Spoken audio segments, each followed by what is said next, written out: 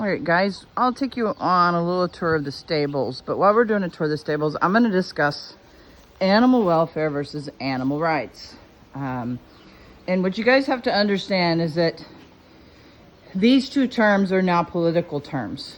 So when you're discussing animal welfare and animal rights, you have to be very careful what you're discussing, because these are now political terms. I didn't make them that way. Don't blame me.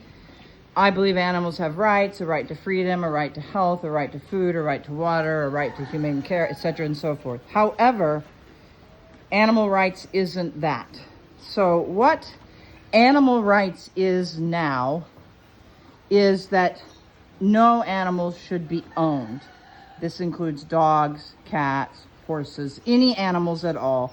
No animals should be eaten or farmed, and no animals should be owned, and no animals should be used in any way, shape, or form. All animals in zoos should be free. All endangered species, doesn't matter if they're endangered, set them free, etc. and so forth. Animal rights is a political movement. It was created by PETA with the goal to end animal ownership. This is the goal. The founder of PETA says this. So if you have dogs or cats, or if you support, having horses and horse shows, or any activity, or you own a horse, if you eat any sort of meat, if you any of that, you can't support animal rights. If you go to visit zoos, if you go to visit an aquarium, you can't support animal rights. Animal rights thinks all animals should be free, no matter the consequences. And if they can't be free, euthanasia is better. That's animal rights. So obviously I don't believe in this, because animals were created and domesticated by humans. And because they were domesticated by humans, many of them are therefore 100% reliant on humans. So we can't set them free, because they'll die.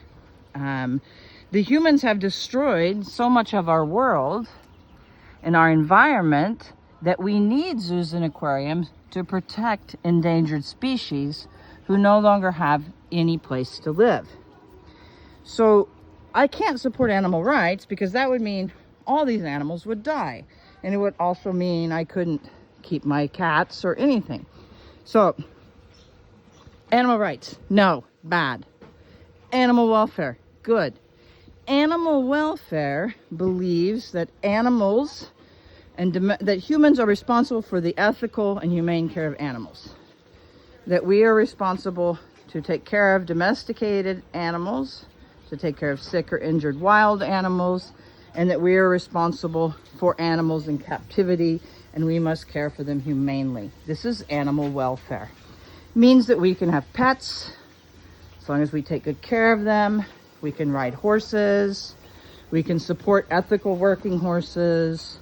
All of this is animal welfare, meaning that your dog and your cat that are pets, you care for them and you love them, and you make sure they have the proper medical care and the proper veterinary care, etc. and so forth.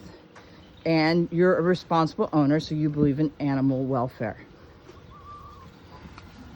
So you need to be very careful about what sorts of organizations you support, because many of the big organizations that you see a lot on social media and other places are actually animal rights organizations. And the donations in these organizations go to political pundits and political means to try to change laws so that diminish the ownership of animals, and outlaw farms, and ban zoos and aquariums, and remove ownership of all animals.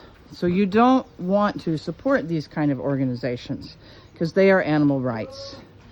We want to support animal welfare organizations that understand the human-animal bond, and they understand how important animals are to us in this world, and they understand that we need to ethically and humanely care for them, but that we also respect the ownership of animals, and we know they're not humans, no matter how much we love them, and we still have to take proper care of them.